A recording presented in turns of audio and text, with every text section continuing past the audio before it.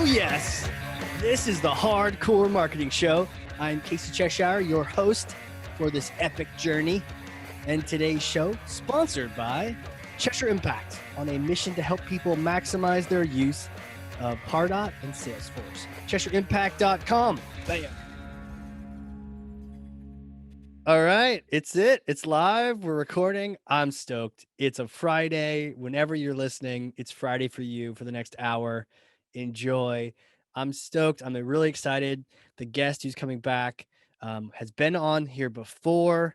And yeah, I've met some great people on this podcast, and I've had a chance to become friends with many of them, but not all of them are so nearby. So this particular guy's become a good friend. We've gone skiing together and all sorts of things. And he is a marketing force to be reckoned with, a thought leader, a chess master, hyper analytical, can bridge the creative with the analytics, longtime marketer, current vice president of marketing at Buyer's Edge platform, Andy Rosenbloom. Welcome back. Hey, thanks a lot, Casey. I really appreciate that intro. Should put a big asterisk on there. Chess master is a title one must earn. It's not just something that gets thrown around. Wait, I can't just call you that? I'm probably a novice, if anything, in the grand scheme of things. But yes, I do enjoy the game. And like you said, even chess and marketing, it does combine the science and the math and the art and the creativity, the psychology, as well as the ability to read the room and all that kind of thing. So I think they're analogous in a certain way. That's probably why we get along. I say crazy things and you help correct the logic of them all. It's perfect. Perfect combination. So here, let me stop talking, and I want to pass you your old friend. It's the real Thor's hammer. Ugh. Okay, here you go. Oh boy. Yeah. Got it? Oh. All right, I'm going to grab it with my left hand, my left arm, my left hand. Yeah. The long story for the other arm, right? So grab that hammer. I got it. What am I doing? Take the hammer, smash for me some kind of marketing myth, bogus strategy, misconception. Set the record straight once and for all. All right. I think the marketing myth, I'm gonna smash a myth of my own making. Yeah. Which was that all the marketing, all the leads, all the wins, they have to be done in-house, organically, by my own hand, by my own team, without leveraging, vendors and partners and consultants and stuff like that. I feel like I always had the tendency to do a couple things, and not always in service of the best marketing. I had a tendency to always run real lean. I like to keep my budgets lean. Okay. Not, pay for the overhead that comes along with using a vendor or a consultant for something. I always had this weird aversion to doing like paid media. Not that I wouldn't do it at all. I've placed my fair share of ads and stuff like that, but I always felt like I can do it organically. I didn't want to pay content writers. I didn't want to pay Facebook to do my advertising for me. I wanted to get all of the wins that I had organically, and I did just a fine job of getting them organically. But man, in the last 6 to 8 months, I have really opened up my world to the power of, paid search, to the power of, using some content writers and some asset creators and stuff like that. And it has allowed me to really grow my marketing operations exponentially. And back to the first kind of a piece of that aversion that I had in regards to, adding on the spend. The spend, if you're doing things right and testing them effectively, and building good processes behind the kind of outward facing marketing that you're doing, if you can show the ROI, the spend, it starts to make sense really easily. Once you start getting those results, it's really simple to justify the spend, not only for myself, but also for my finance team and our sales leaders and our chief executives who care about things like spend. And guess what? They're saying, spend more, do more, go crazy, take liberties. And I've been able to benefit both in terms of like our ability to scale using this stable of vendors and partners that we have, and also scale the other work that we're doing, internal to our own team, because we're riding the wave of success that all of that spend granted to us. So the myth that I would smash is that everything has to be lean and in-house. And I'm sure there's plenty of marketers and marketing teams out there that rely very heavily on vendors. I'm not even necessarily saying this is a common myth, but it's something that I kind of like believe for myself as a matter of pride and as a matter of keeping my expenses down for my department. Does that make sense to you? It does. I wonder where that comes from, that initial resistance to wanting to spend money, or like it has to be, I love how you said like by my own hand. Like for some reason there was that thought that don't spend money because Yeah. why? Well, a couple of things. One is, for me personally, I'm the kind of guy, like, I cut my own lawn, I shovel my own driveway. I've never been like the guy to hire a gardener or something like that.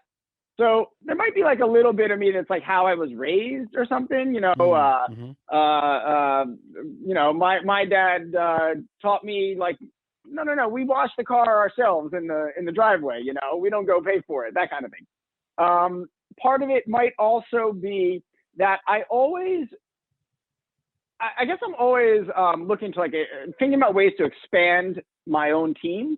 And I feel like I would always want to invest in having an employee in-house as opposed to paying, $50,000 or $60,000 to hire some firm to manage that thing for me. Ironically, a lot of the services that I sell are convincing, are working with, restaurant groups saying, hey, you should work with our outsourced supply chain team and leverage our knowledge and expertise instead of hiring your own internal person. I wasn't practicing what I was preaching. Right. But I think I also it was like a matter of budgeting or something. But once I started even just teasing out the budget, I was able to very quickly make a case for, we should scale this budget to where now I am spending fairly freely on this kind of handful of projects, a lot of which involve a lot of search engine marketing, social advertising, and stuff like that, and have scaled that very rapidly to a place that is, I would not have even dreamed of having such a budget 2 years ago. But because there's a clear path we also did it smart, a clear path from the spend to the return, and it's generating consistently. Now we're looking to optimize on that spend and then scale it back up again for growth. And it's showing a lot of promise in terms of meeting a lot of the business objectives that are most important to my company right now. Right. Huh. I once had when I first showed ROI, I had, normally the CEO's beating up for budget. And as soon as I showed that, oh, we spent $5K and this is what happened, and we got, $500,000 worth of sales out of it, sales closed it. Suddenly he was like, cool, here's 10. Right. Can and you know you what else? take 15? Can I get the same return on 50? Like, thanks for showing me what I get from it. How much can I buy? That's part of why it's fun to be a marketer these days, actually. Yeah. There are so many expenses out there that are like impossible to track back to revenue.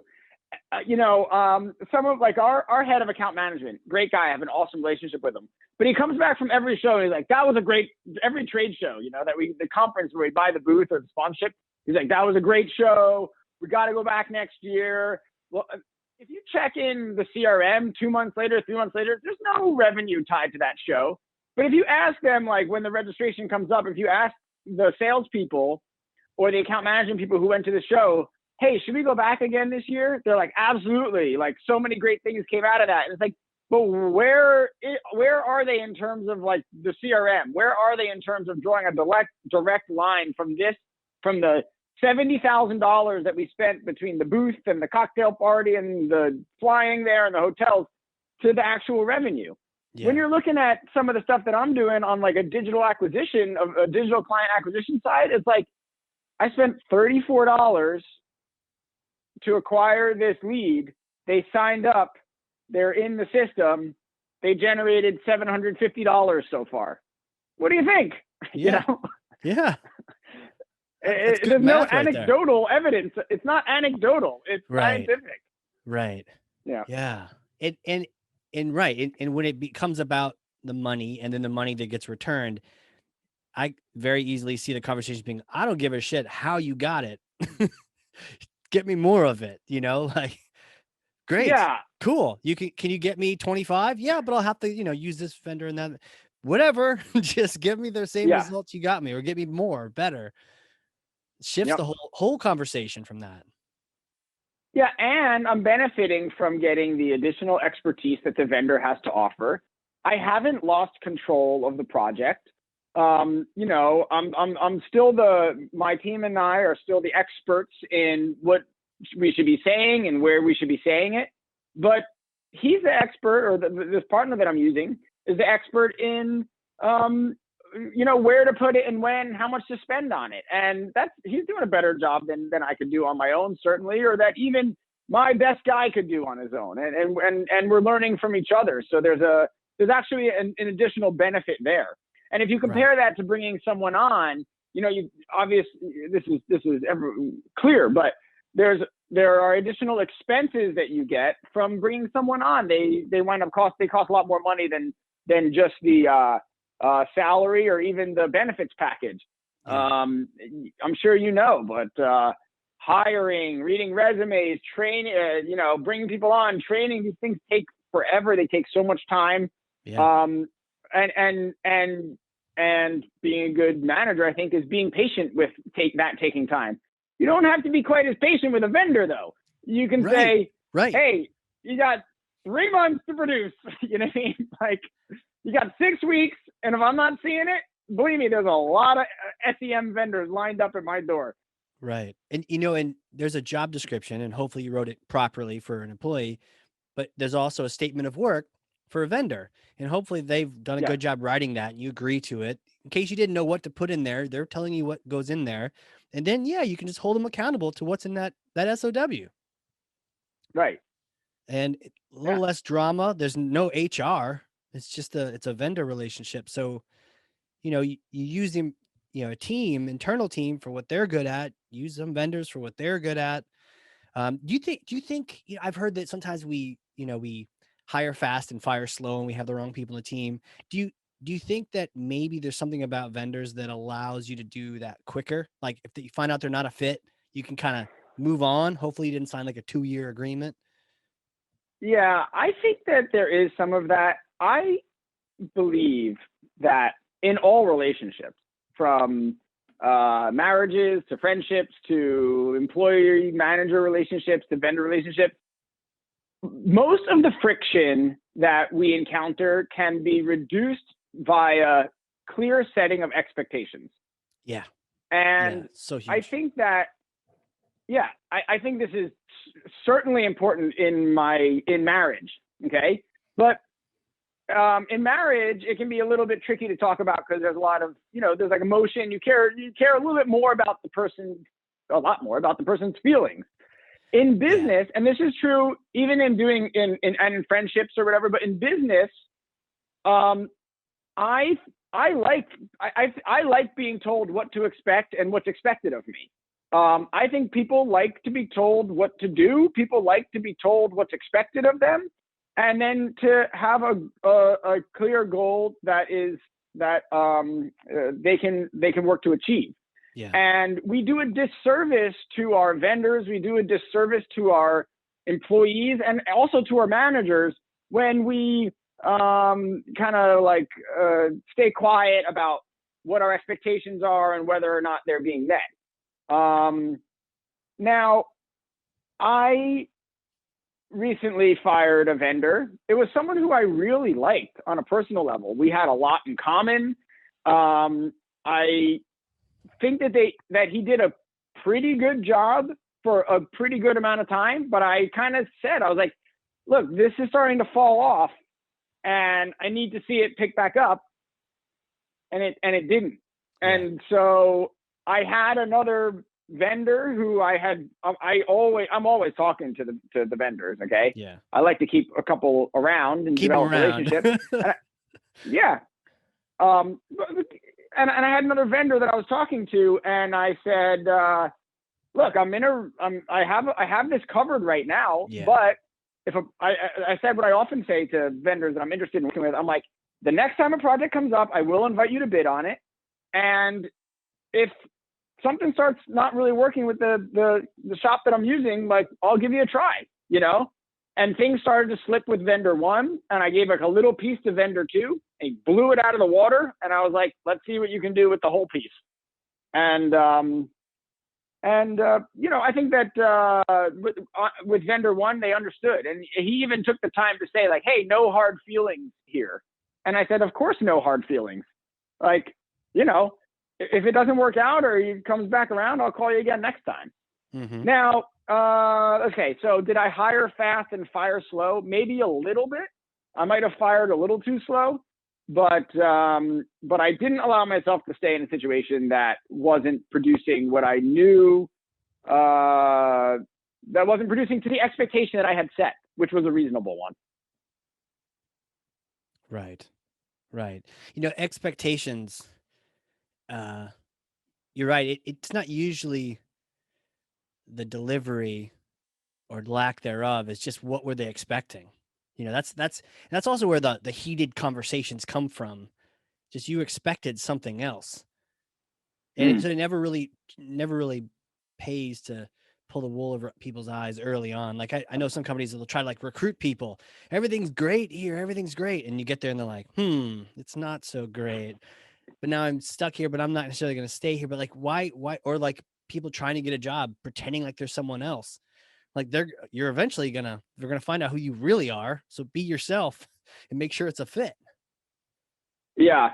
I got a call yesterday from a fellow vice president within our organization, and they were asking me about, you know, how to communicate expectations more clearly with employees, especially around like, what should you copy me on or not copy me on? What should you do yourself versus involve me in? And I've been lately on a sort of campaign to take myself off of CC, off of carbon copy on a lot of emails, off of meetings that I don't need to be on, and free up some of my time. This is one of my goals for 2021. At the end of 2020, this little analytics software that I used told me that I was spending 94% of my time in collaboration. That means I had very little time for like my own thinking and flow state.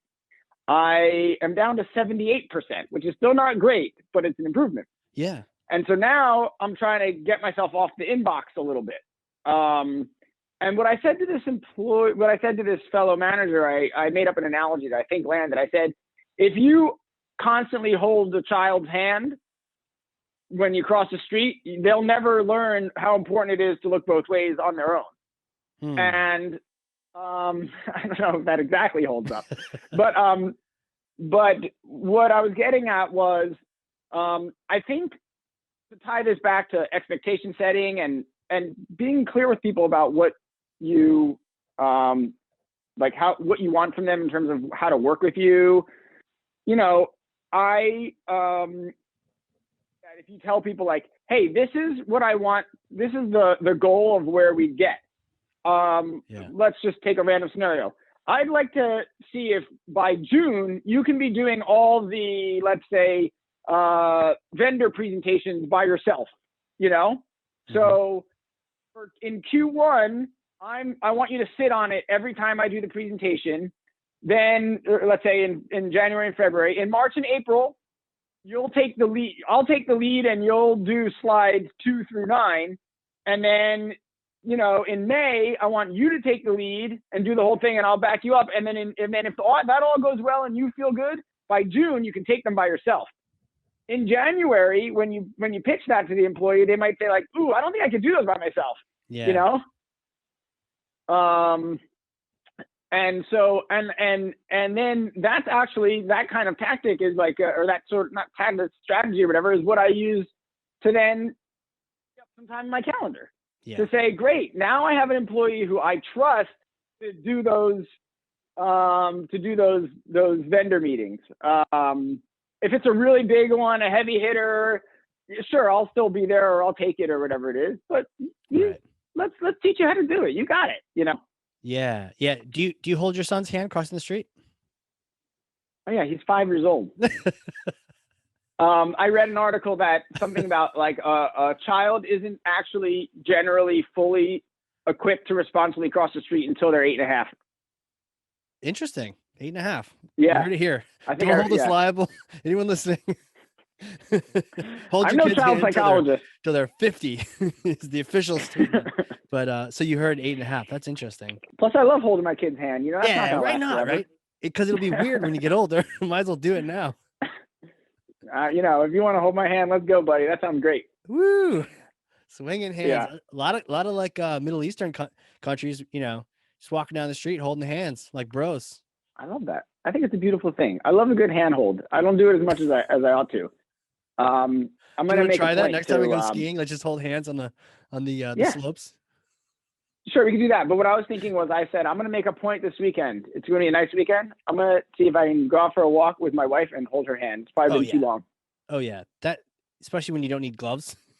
Yes, I did exactly. that the other day. I was holding my wife's hand, but we both had these like triple mitts on because it was freezing out. Right, And you don't even know if you're right. holding each other. You're like holding fabric.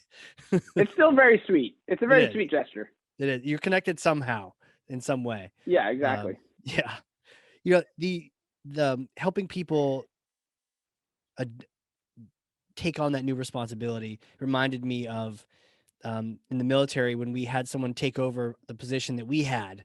We did this thing called left seat, right seat, where they would join us on missions. We're in the left seat, we're driving, and they're joining us. They're Hmm. participating, but we're driving, we're in charge. And then we do that for a couple of weeks, and then we swap.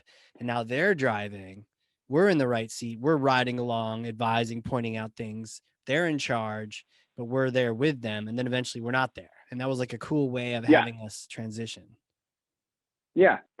I like that. That's yeah, it's very similar. And just to maybe continue on that line just a second. The like another thing I recently did is actually the same employee, who by the way is actually I'm honored to have, like, my whole team is really A performers. Like, I have a wonderful team right now that I'm so happy with and so proud of. But this individual is certainly performs at a high level. And I also wanted to be clear about what things, what the expectations were in terms of like the quality of work. Like another thing I was looking at the end of the year, looking at what kinds of things can I take off of my own plate, to free up some of that time. And I said, I want to stop checking, stop proofreading emails before they go out. Mm-hmm. For 5 years, I had essentially a rule in my department that was like, I review every single piece before it goes out, because I like to proofread. I like to check. And it's good for me to read it all so I know what's going on. And I said to her in the beginning of the year, I said, my goal is by the end of March that I won't be reading these emails, the newsletters anymore. Yesterday is the first time a newsletter went out that I didn't review before it went out. And I said, in order to get there, I want to see 6 weeks of like essentially flawless newsletters come to me. So that means that like, you have to take away the crutch of, I know that my VP of marketing will look at this. No, it's like, get it so closely that it's perfect when it gets to me. And I said, look, if there's a couple of proofreading errors or punctuation errors, I won't mind. That's fine. But if there's like a 404, like there should not be emails coming to me for proof that have a broken link in them. That just means that no one's checked. I shouldn't get emails that like link out to a wrong page. If it says it's going to link to the About Us page and it links to the Contact Us page, that's like an unacceptable error.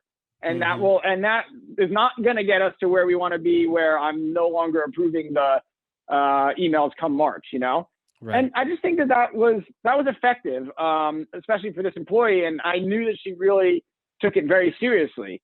And I could tell that she was like crushed the one time that there was like a 404 on one of those emails, Mm-hmm. But she did it. She achieved. She earned the right to bypass the approval step.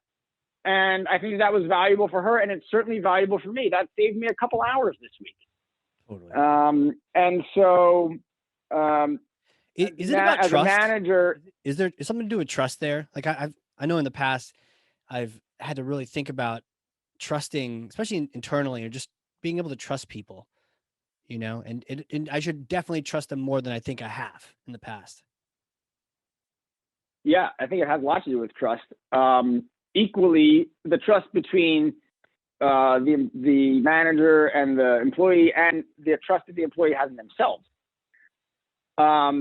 And to understand, like, yeah, I always put my faith in my manager to do this and for me. And now it's been, I don't know, a year and a half or whatever. And like, I should trust myself to be able to do it just as well. But you have to develop the process. You have to develop the eye for it. And you have to also have the sense of responsibility. I used to, my first job when I was 21 years old, I got my first job. I was at a marketing firm. I was making $25,000 a year. And in New York City, and I reported to the president of the company. It was a small company, but he used to say, "How hard did you look?" When I would go to ask him something, and not in a he was a really great leader and taught me a whole lot early in my career. But to say, "How hard did you look?" Like, hey, before you walk into the office of the president of this company and ask me where that file is, like, going to be in one of the first 7 or 8 places that I recommend, because if it is, then you didn't look hard enough that it warranted asking me. Mm-hmm. And he kind of taught me to say, like, it was kind of the equivalent of like, is this your best work? Like, it kind of taught me to say, hey, before I get up out of my chair, before I hop on Slack and email my manager, as employees, we rely on those kinds of crutches. As managers, we often enable it because like we do have the answers quick. But we're not teaching them to fish appropriately if we provide that easy answer to them. Mm-hmm. Nor are we empowering ourselves to spend our time on the most impactful work that we can be doing. Exactly. Man, it's always cool hanging out with you. I'm having fun. Yeah, right. So, we talked about a lot of different things, and just even that initial myth where we talked about opening up the floodgates. What happens when you do? And I know you've had some recent success with, the Goog, the PPC, and a lot of these things you're talking about. You've had that recent success, and then thousands of leads start flooding in. And then now more and more of that onus goes onto sales of like, hey, we spent actual dollars on these people. Can you please call them? And that friction can develop even more. Yeah, well, the last thing I want to do is ever become a case study of that old, like, sales and marketing friction. Sales says marketing doesn't send them enough leads. Marketing says sales doesn't call the leads, that kind of thing. Yeah. And I'm fortunate to not be in that situation right now. I have a sales leader who I have a great relationship with, both personally and professionally. And I have a sales team who is very excited about the leads that we're sending them. They are clamoring for the good marketing leads, the Glengarry leads that we're sending over. But part of the process of tweaking that digital acquisition project is not just about the ad copy and the budgets and the retargeting and, what to put on social and what to put on search and stuff like that. Mm-hmm. It's also about tweaking the internal, the technical process of routing all of those, kind of all that information, all those leads through the the CRM as well as through the marketing automation tool. And Yeah. then making sure that the sales process is aligned. Another thing that's involved in this sale is like a portal sign up process, or maybe even an app download situation. Yeah. So, it's brought together these groups between our marketing department, the product team that handles the portal where we're getting the restaurants to sign up, the sales team, the account management team, where if they do complete the sign up, how they engage with that customer, and then also the marketing flow that then follows from the sign up and the engagement. So it's forced us all to keep iterating on process improvements, all throughout that cycle. One of the challenges I have is that I have really good visibility into the whole marketing flow piece of that process. I have a little bit less visibility into the sales piece. And I'm still struggling with the question mark of, okay, great. We know about the customers that like we acquired and signed right up. How's it going with the leads? Like we need feedback. Who's getting DQ'd and why? That might help us change our messaging or our targeting. Totally. Leads are the best and why? How quickly are we calling on? There's so many variables to determining what's really working and what's maybe not working as much. Yeah. And I have a little bit less control over those variables because they don't live in my department. Yeah. Yeah. It's now it becomes that real barter, that real discussion of aligning. And, there's been a lot of stories lately. Daryl Proyle, I'm trying to introduce you to. One of his backstories is he was the head of marketing, and he started creating SLAs and agreements with sales. Like, if we do X, we get you the people that you specifically asked for. You're gonna do Y. You're gonna call them in set time. You're gonna follow up this way, that way. That's cool. And apparently they didn't. And so eventually the CEO was like, Daryl, I need your help. And he made him the CRO, and he made him. And so he just became the head of sales and marketing because because they looked at the agreements, and marketing was holding their end of the bargain. Sales wasn't, which is just a really interesting prospect. Not that you need to take over sales, but the idea of having an agreement that matters. And then, people like the CEO and folks can look at that and say, okay, you agreed to do X, Y, and Z. Are you doing X, Y, and Z? Yeah. And again, I don't want to imply that they're not doing it. I just want to make sure that we're ready to scale to do it.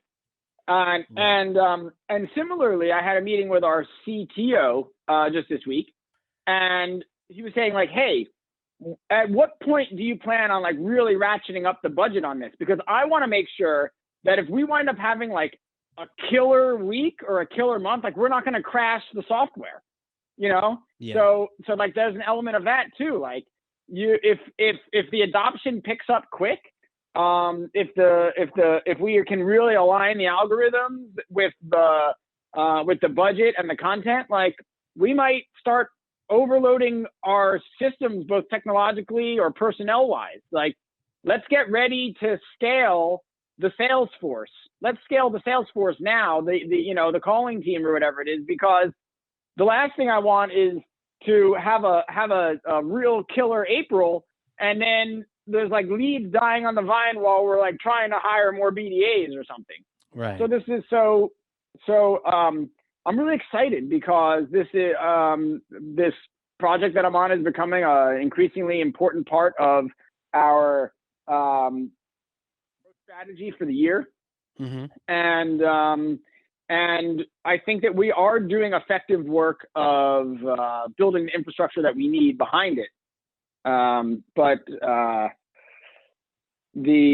I'm happy to be on the side of that table that is we're sending over more leads than they can handle. I'd rather have it that way than the other way around. True. Yeah, it very much is that. It's a partnership. It really is. It's. Yeah, I almost want to refine that statement. The thing is, like, it's almost like what I used to learn about in supply chain management. Like, it all has to be paced out. Yeah.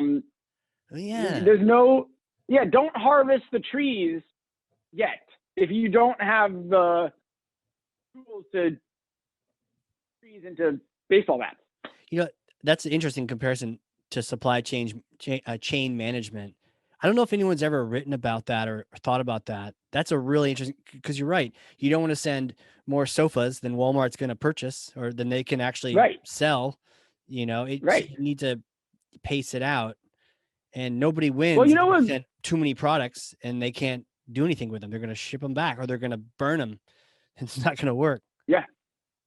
There's I work in the food industry. There Yeah. are case studies for that. Like one thing that Impossible Burger did that was pretty cool was that they really slow rolled their go to market strategy because they knew that they weren't going to be able to ramp up their production in time to meet retail demand. So Mm, when the Impossible Burgers first came out, they were only available through the food service channel, meaning not at retail, only through restaurants. People really wanted to be able to buy Impossible at restaurants, but at retail, at but they retail. weren't selling it there yet because they knew that they weren't going to be able to scale to meet their demands that way. Wow. Yeah, pretty smart. So they only gave them to Burger King and other places because those groups couldn't effectively better guess how much they were going to spend, or they couldn't do both, so they just picked one and went that way. They built their demand through through the food service channel, which is a Got it. pretty smart way to go. And they actually still got the consumer interested that way. They generated a ton of buzz and a ton of PR. But some of their competitors were faster to market on retail. So Gotcha.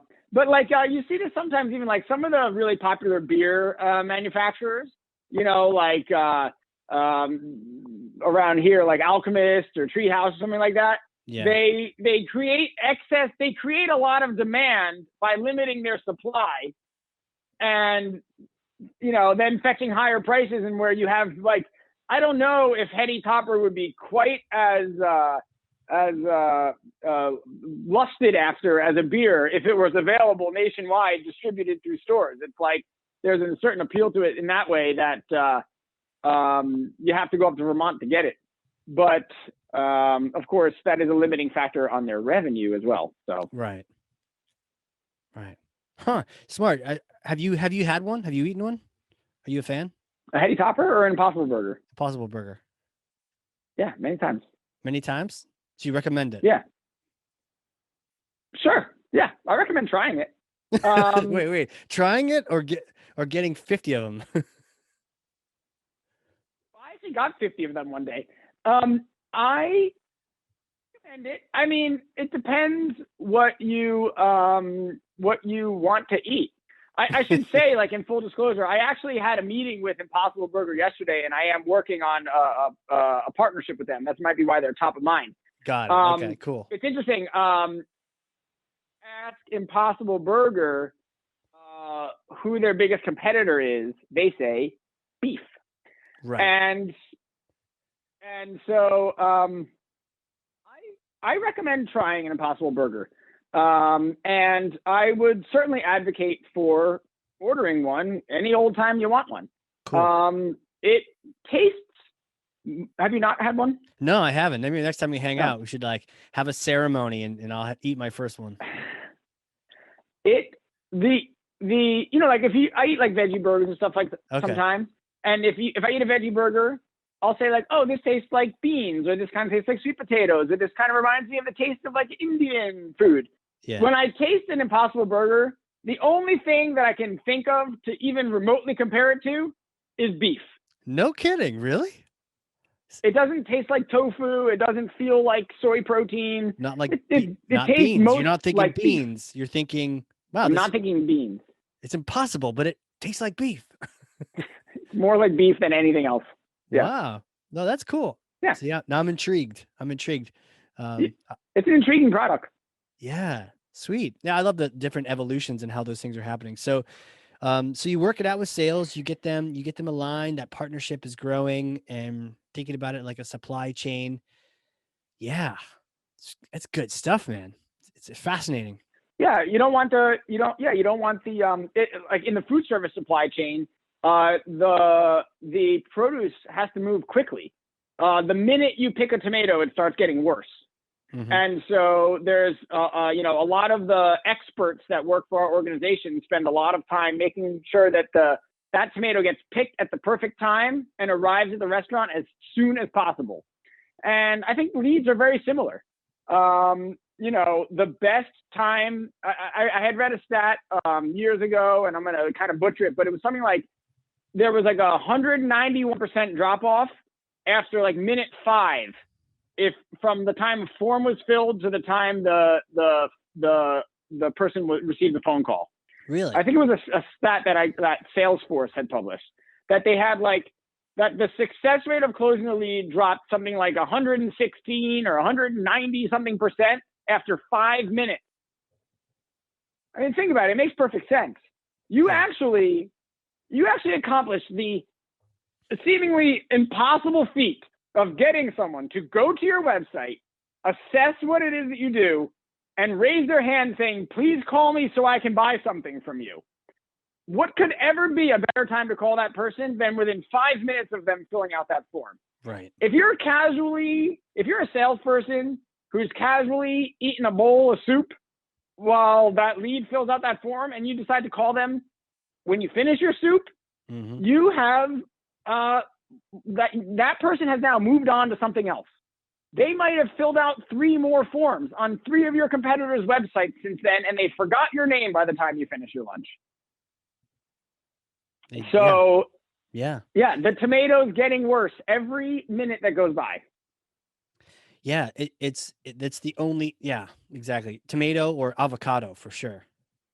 Those things, they just, you got to put them like olive oil or something. Otherwise they're gone. I don't know about that. And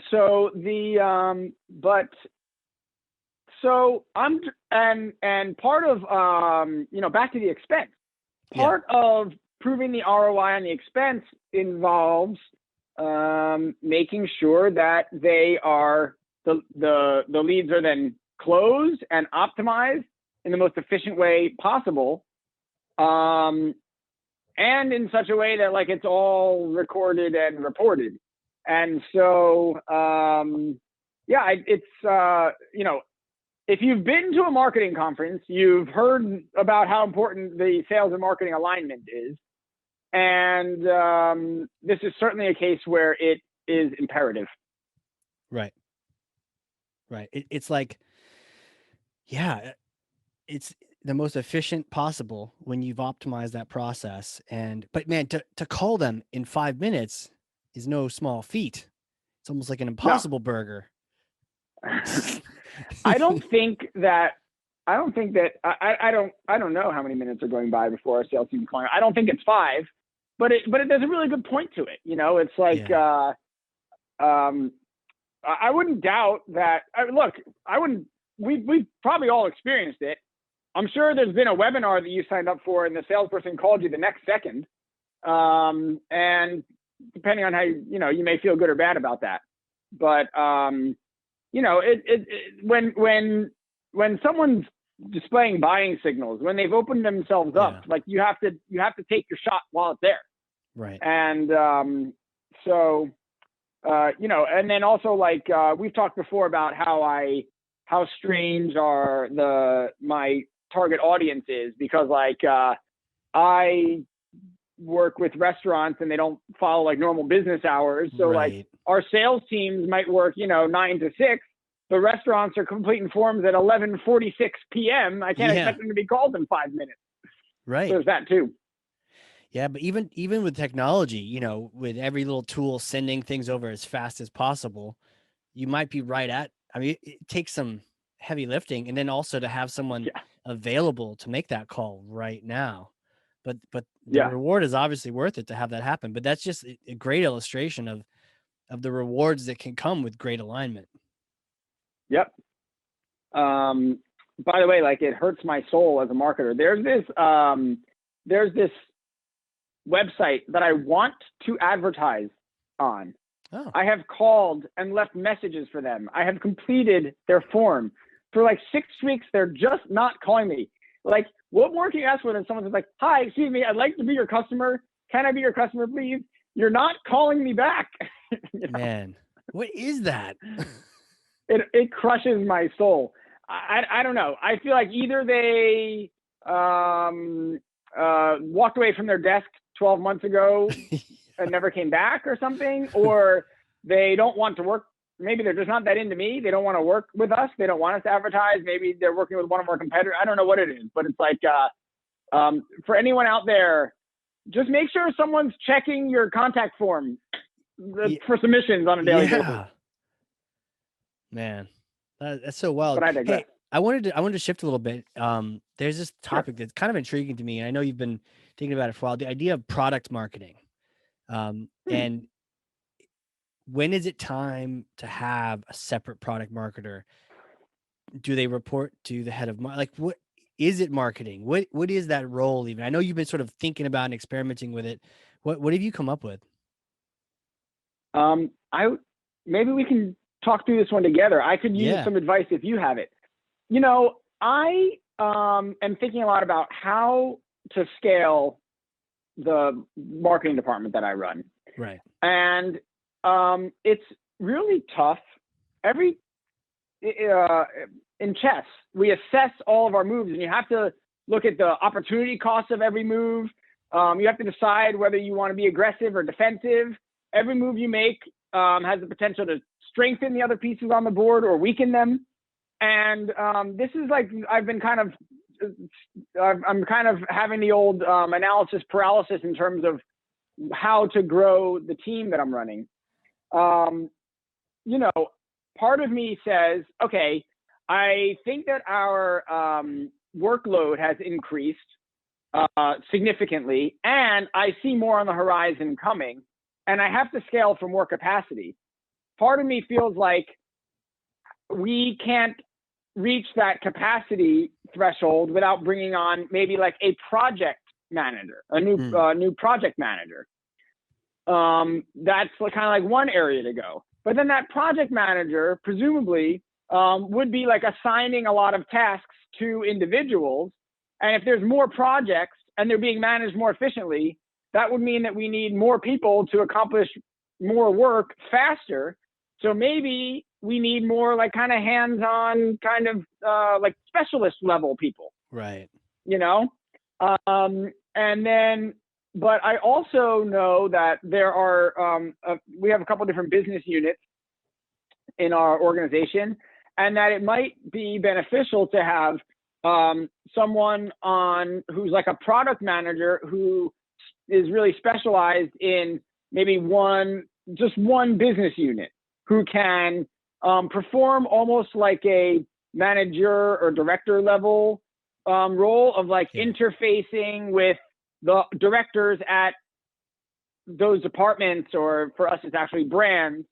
And maybe I can reduce the amount of time that I spend kind of actually speaking with those other heads of departments, and kind of work at a more executive level. Mm-hmm. But each one of those, you know, like I don't have carte blanche to just go, like, I think what I just described sounds like 6 different people to me.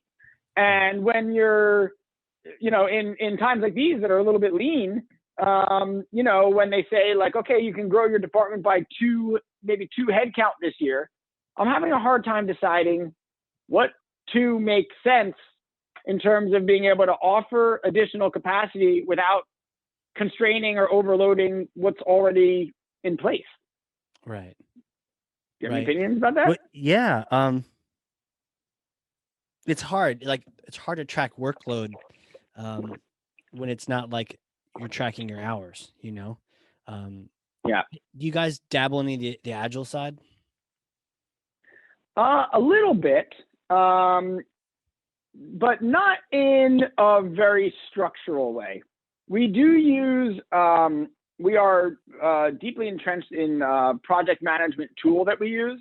There's not a lot of project management philosophy. It would be a real stretch to say that we're using agile as far as our marketing team.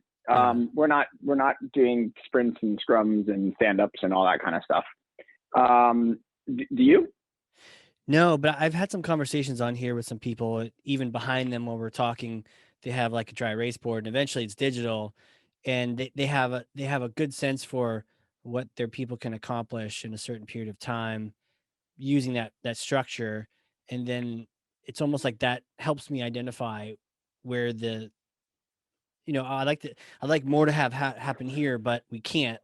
So they have more backlog here. Maybe I'll put someone there, or we can see, almost like to bring order to the chaos, because otherwise there's just all these projects and it's like everyone's busy. Good. Well, who's most busy, or who has the busyness that I need to spread out to someone else so we can get more done in that aspect. Mm-hmm. I think that's an excellent suggestion, actually. I got very interested in Agile in like maybe late 2018 or something like that. I never really instituted it as a practice, more like I studied it from a philosophical perspective, and I thought it was cool that the tech teams were doing it. Yeah. But you're right. It might be time to start applying that to more marketing departments, specifically mine. Yeah. Maybe if you Um, got like a director of marketing in that was just like hot on Agile, and you're like, okay, cool. Let's organize this chaos. Not that yeah, it's that's true. chaos, but let's organize things this way. Yeah. Well, it's kind of interesting. I am a vice president of marketing, and I don't have a director of marketing reporting to me. I have a couple managers and specialists, and so there is like a bit of a gap there, Yeah. I guess. So operationally. And I'm really excited. I've been doing some really rewarding work, really at the executive level. Even working on like some new projects, like developing marketing materials towards like potential investors and things like that. Really working not just with like presidents, but even like at the executives and with the board, and helping to define how we present our brands to a whole new stakeholder set, which is those that might be interested in engaging with us in a financial capacity. I'm used to working with the client stakeholder, the target audience in that way. But so it's like, there's a pull between wanting to work on these much sort of higher level, longer term projects, and then also managing the kind of day-to-day projects. And that's where I'm like thinking that maybe the answer could be some kind of product manager or project manager, or I'm just trying to figure out how to grow the middle and the bottom, and what order that should happen in. Yeah, try to execute more and be able to take more of those big risks and big growth target trajectories and have the team to do it. Yeah. I've always lacked the ability per se myself to be a great project manager, but I've always really admired and respected that function to, help just align things. So me without a project manager is like I'm lost in the sauce. So I need someone I'm paired up with Yeah, I'm not that good can do at both. it. Yeah. I'm not. I don't have good organizational skills. That's not my strong suit. How has your company grown personnel wise over the years? Yeah, yeah. To start with, it was me and a bunch of people, and and I'm much more of a, like, I care about people and I come up with ideas, but you know, remember, it's the high fact finding. Thinking of Colby, have you ever done Colby? Like a personality Yeah, it's like a testing? Is that personality it? thing. Yeah, I've done maybe not that one, but I've done some Okay. others. Yeah, and so one of the things it talks about is like how many details you need to make a decision, and also how much of a plan you're going to create before you tackle something. Uh huh. And so I've always been the middle details. I'm more of an adapter than a planner, and then high on risk taking, ideation. So I've always found it really cool to pair up with someone who's high on details, high on planning, and can handle me coming up with a million ideas, right? And then they're able to help make sure that we institute any of the changes that I'm coming up with. So it's not just me talking and then some people following through, but like me talking and then team executing and following through. So I've always found it really helpful to pair up with someone who is strong in that regard. And then it just takes the weight off of me, because I also found that every time I was thinking tactically, I got out of big picture land. And in the I actually took this test. It was like, are you a visionary, or are you kind of like that integrator manager person? And I flunked both of them. But you're supposed to be one or the other. But it told me I was terrible at both, because I was doing both at the same time, And so as soon as I stopped doing both of those things and focus on, okay, I'm going to be strategy right now, somebody else is going to be handling the day-to-day tactics. I could think less about the day-to-day and think more big picture. And it didn't keep bringing me down to earth. Like, oh, we got this, you know, this little clause in the legal to review or something. It was like, no. Where can we grow from here? What's the next vertical to attack or something like that? And so that the Yeah. division of labor really helped.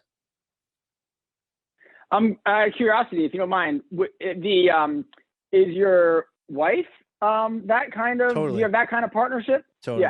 Yeah. Yeah. It doesn't she thinks I'm crazy, and that's because we're just really different in those regards. And thankfully I've learned about Colby, understand that, oh, those are actually strengths that she has. But yeah, we're definitely, we contrast each other or complement each other in those. Yeah, because I have that same sort of relationship with my wife, and it really comes to light in a positive way, like when we travel, because I get we love to travel together, and we're kind of at our happiest in a way when we're traveling. Yeah, same. And my wife will meticulously research all these pros and cons of the different hotels or the different little towns we can go to in Tuscany or whatever it is. But she has trouble making the decision, and then I go I'm like the trigger puller, Yeah. And then we have a really good balance of plan this piece, leave this next block open for Andy to improvise what we're gonna do for these 2 days, Right. And I'll be like, come on, we'll just drive. The guy at the cafe told me about this lake. We'll just drive there for a night, and then that'll be the adventure part. And then we know, and then we rest assured that we have another hotel to land at on the other side of the adventure, Mm-hmm. And so that's where that comes together really beautifully. And I've had that relationship also with the people that work for me, where, meticulous planners and organizers in my kind of loose shoot from the hip kind of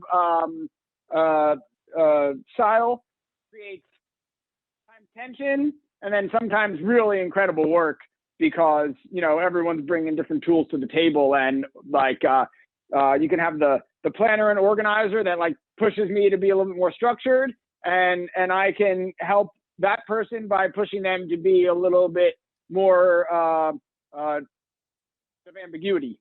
Yeah.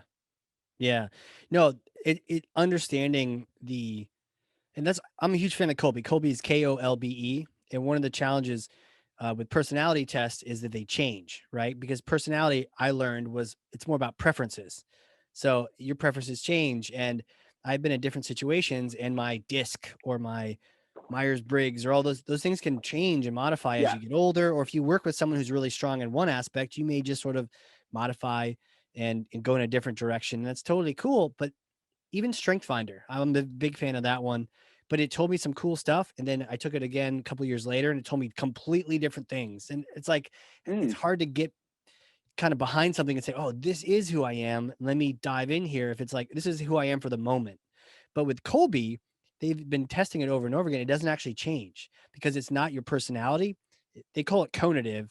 Apparently Socrates talked about it, but it's actually how you tackle problems. So it's not what you want or like. It's I may want or like a plan, but what am I actually going to do? I'm actually going to pick one thing and go for it. And then I'm going to try the next thing and try the next thing. So it's been really interesting to look at people's Colbys and realize, hey, they really love doing research first before doing anything, or they really love making a plan before making anything. Or they're going to come up with the top 3 ideas and try one if they're going to tackle a challenge, or they're going to build something to try to fix the situation. So it's been helpful for me to think about. And then we've also Colby'd the whole team to see where do they fit, and understand if you've got someone who needs to be you need a project manager, putting someone like you or me into that role is tantamount to torture, right? We can do it, but it it takes more energy. Whereas some people just enjoy the heck out of it. You drop them in that role, they're just on fire and they're loving it. So it's like trying to you move the puzzle pieces around. And they may say that they like this or they prefer this, but really when it comes to the end of the day, it's something different. Quick story on that. I had a friend who was working for like a chip manufacturer, like big Intel type chips. And he was like he was a really happy go lucky guy, but he's really dejected at a party. And I was like, what's happening? What's wrong? He got a promotion. And he was bummed. Like, why Yeah, are how you terrible. right? Why are you bummed? He's like, well, what I do is X, Y, and Z. I'm just not feeling it. Well, I was fresh off the Colby train, so I kind of like asked him, and I got a sense for his last job. He was like this hit squad to tackle bugs. So they would find bugs. He was like a developer, right? So he would, oh, we have a bug in the chip at this node or whatever. He'd go after Yeah. it, and they'd kill it, and they'd figure it out, and they'd fix it. And they're like this cool hit squad that would go around and do that. When he got promoted, and when he was in that role, his job was to know all the things and didn't really need to plan, just needed to adapt to whatever bug came his way and go Yeah. for it, right? When he got promoted, he didn't need to know all the details anymore about each individual bug or line of code because you're the manager now. You have a team to know about the lines of code. Instead, we actually need to manage people. So you have to be high on planning, and your high on facts are actually getting in the way. You need to be low on facts, high on planning, and go for it. And so he was now in a role that was like the complete opposite of what he enjoyed doing. And I kind of explained to him, like, this is why this feels so weird and wrong. It's just because it's a different ask. How did that work out for him? It's a good question. I don't know. I need to follow up with him You on ought to that. put him on the show. Let's call him up right now. Hey, dude, That'd be what's up? amazing. You're on the air. Phone a friend. Yeah, I should. You know what? You tune in next time to find out how did the friend do. But yeah, I should ask him whatever happened from that. It was a bit ago, before pre-COVID.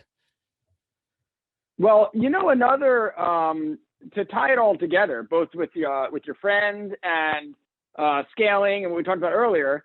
Another potential way to scale this is through vendors, through looking outside. Maybe not putting as much emphasis on scaling the actual number of headcount on the marketing team, but by figuring out where there are effective partners that we might be able to outsource some of that work to. And that's something else that's worth considering. Right. And and outsourcing. Yeah. And you can use your vendors to PM and bring in things in that way. Yeah. Yeah. Big time. Crazy. Sick, man. This has been cool. How's life? How's life lately? You feeling better? Life is good. I feel okay. Life is good. There's nothing that I have that I can really complain about. I told my team this morning, I had an impromptu meeting with my marketing team at 9:01 because I was feeling a little bit sentimental and I wanted to share that sentiment with them. And I really am proud of myself and the work that I accomplished over the past 12 months. I'm proud of my team and the work that they accomplished over the last 12 months. And in a year where myself personally, several people died that were close to me, that was very upsetting. And, my personal finances are a mess. And I know that my team went through all kinds of, dealing with illness and death. And one of my team members has been separated from her spouse for like a year. Yeah. Among all of, we laid off 3 members of the team. And despite all of that, still look back at the year and say, this was a really great year for our marketing department and what we accomplished.